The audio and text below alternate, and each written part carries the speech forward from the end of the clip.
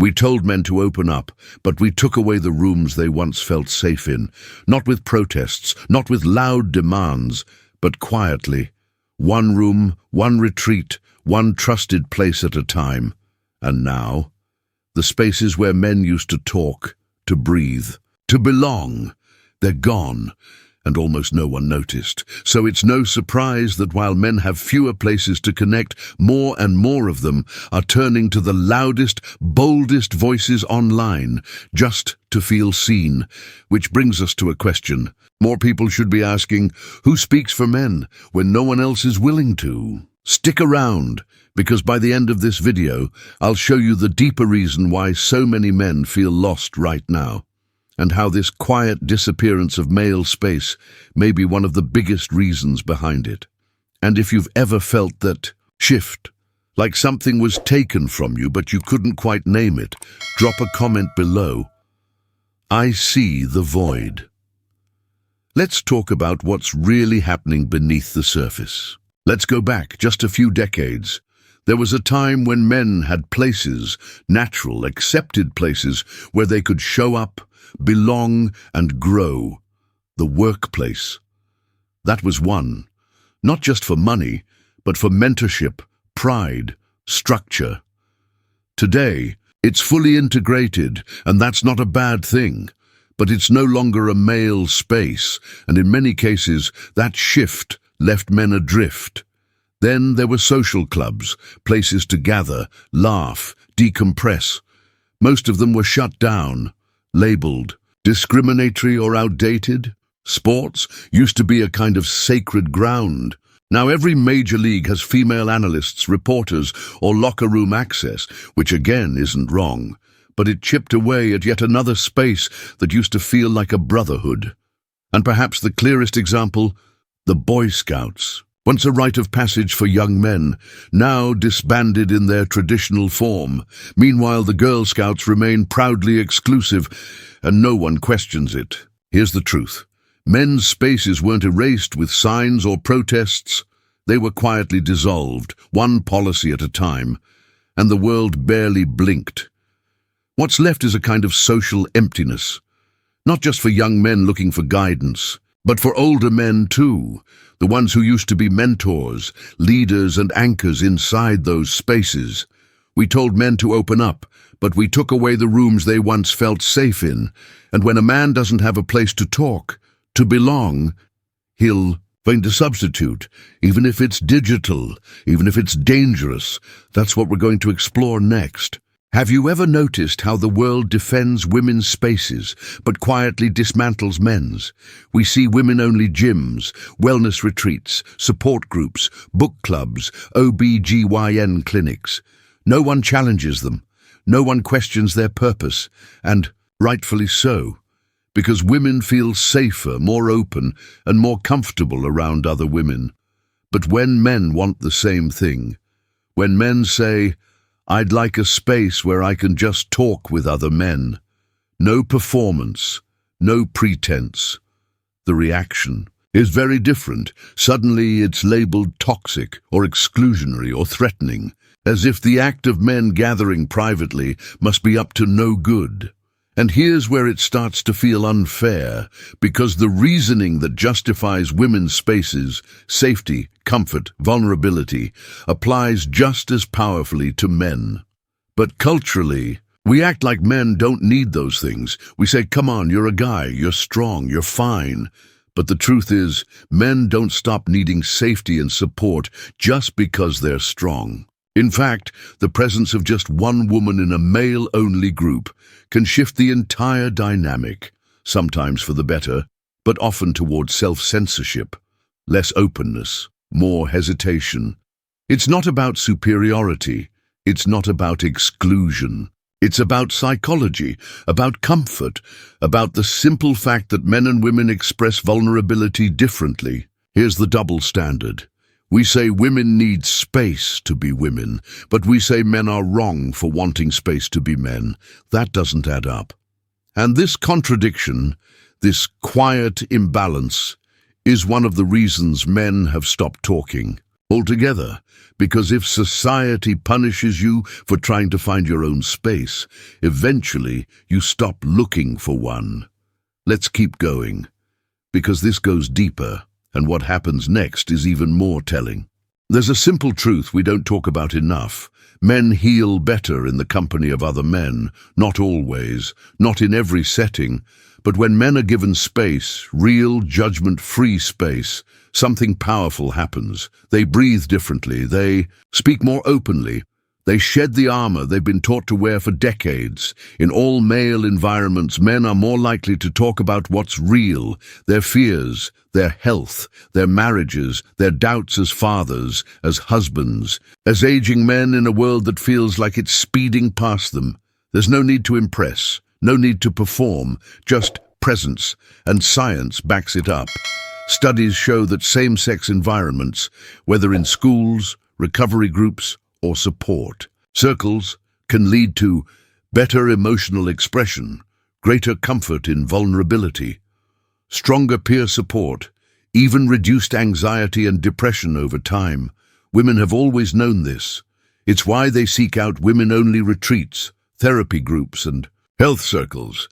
They know that something shifts when the opposite sex isn't present. And men, we feel it too, but we've been trained to ignore it, or worse, to feel guilty for wanting it. Here's the deeper truth. The presence of one woman doesn't ruin a male space, but it changes it. Sometimes the change is welcome, but sometimes it pulls men out of themselves. They edit what they say, they shrink their emotions, they default to silence. Because vulnerability, for most men, isn't something we've been encouraged to share in front of others. It's something that happens, and if at all, quietly and among our own. So when you take those male-only spaces away, you're not just changing the setting, you're removing the one environment where some men ever felt safe enough to speak at all. Let's talk next about what happens when men lose those spaces and go looking for substitutes online. So what happens when men lose real spaces but still have the same needs? They find new ones, and today, more than ever, they're finding them online, in podcasts, in YouTube channels, in forums, in Telegram groups, Reddit threads, private communities, places where the rules are different, and where, for the first time in a long time, men feel like someone's speaking directly to them. We've seen it happen again and again. A charismatic man, sometimes a psychologist, a coach, or just a loud voice, speaks with confidence, and his words hit a nerve. Men are being ignored. Masculinity isn't a problem, it's a solution. You're not broken, you're just unmentored. And suddenly, a spark is lit. But it's not just about the voice, it's about the community that forms around it. Because young men, and even older ones, aren't just following a personality. They're joining something. They're finding connection where the real world offered none. What starts as one man with a message becomes thousands of men with a shared identity, a digital brotherhood. Some of these communities are helpful. They teach discipline, mindset, responsibility. Others take a darker turn. But the reason they exist at all, it's because the world left a vacuum. And when you remove healthy male spaces from society, that vacuum doesn't stay empty. It gets filled with whoever is willing to step, in good, bad, or dangerous. That's the cost of ignoring men's needs. They don't go away, they just go underground. And the longer we dismiss them, the louder, angrier, and more extreme those underground voices tend to become. In the next part, let's talk about one of the biggest blind spots in this conversation, the way we treat men's pain and how often we redirect it. Let's be honest. When men bring up their struggles, the world doesn't usually listen, not fully, not openly, and certainly not with the same urgency it gives to other groups. Take one of the most heartbreaking facts out there. Men make up nearly 80% of suicides in the United States. 80%. You would think that would spark a national conversation, a focused, compassionate effort to understand what's happening and why so many men feel life isn't worth living. But more often than not, that statistic gets redirected. We shift the conversation. We say things like, well, what about LGBTQ plus suicide rates? What about women's mental health? What about toxic masculinity? And while all those conversations matter deeply, they don't answer the question, why are so many men dying by their own hand? It's as if the moment men speak, we feel the need to soften their voice or reroute it entirely. And that sends a powerful unspoken message. Your pain matters, just not on its own. Imagine how that feels to a man who's already suffering in silence, who finally works up the courage to say something's wrong, and is immediately told to lower his voice or share the spotlight. It teaches men that their problems are only valid when attached to someone else's, that they don't get to hurt unless someone else is hurting worse. And so, many men just go quiet. They stop trying to be heard and start trying to disappear. We tell men to talk, but when they do, we shame them, question them, or worse, ignore them.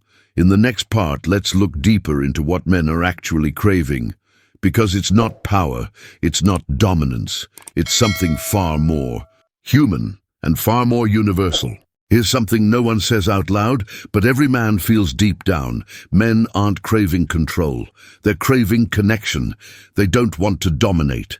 They want to be seen, not just for what they do, but for who they are. For many men, life becomes a long list of roles: provider, protector, problem solver, peacemaker. But inside, there's often a quiet question that never gets answered. Is there a place for me in all this?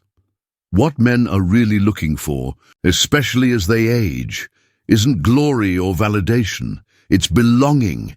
It's acceptance without performance. It's the freedom to drop the weight for a moment and just be human. And when the world strips away the spaces where that used to happen, the workshop, the barbershop, the lodge, the quiet chats after work, men don't stop needing it.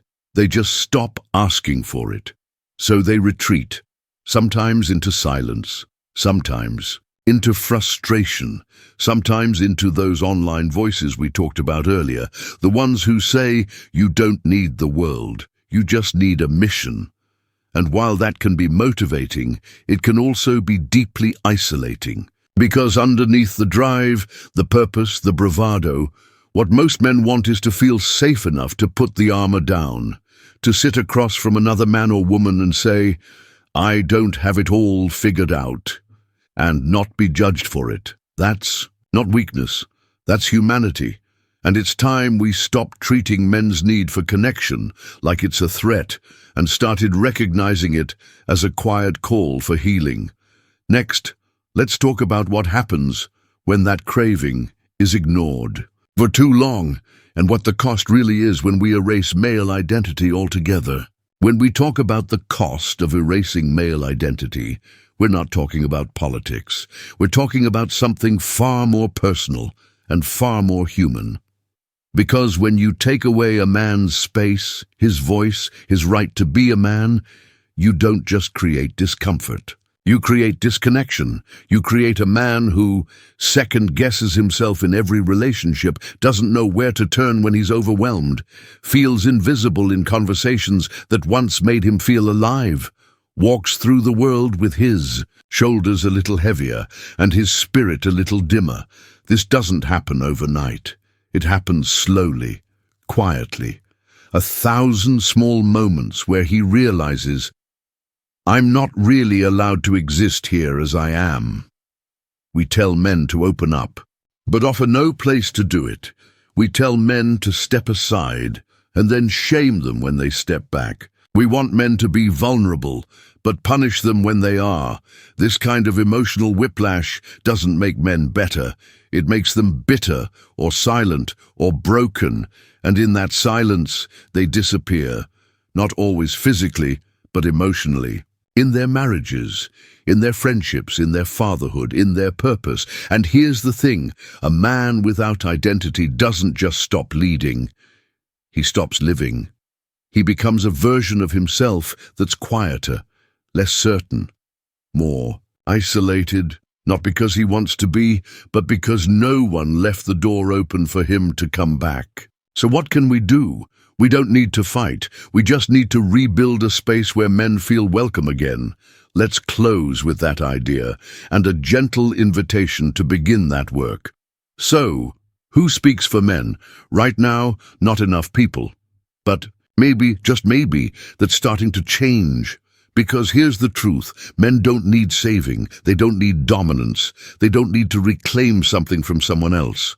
What they need is a space, a voice, a place to lay their burdens down and be told, you matter, you're not alone, and you're not forgotten. This isn't about going back in time, it's about moving forward, with more compassion, more awareness, and more truth about what men are actually feeling behind the silence. We've spent years encouraging men to open up, but now we have to ask ourselves, have we given them anywhere safe to do it? If this message resonated with you, if any part of it made you pause or nod or feel like someone finally put words to what you've been carrying, I want to hear from you. Drop a comment below. I see the void. Or tell me what part of this message you've seen or lived yourself, because this conversation doesn't end here. It begins here. And if you're still watching, thank you. You stuck around. That means you care, and it means this message matters. So let's keep showing up. Let's rebuild what was lost, not with anger, but with truth. Not with blame, but with understanding. Because when men have a place to be real, they come back to life.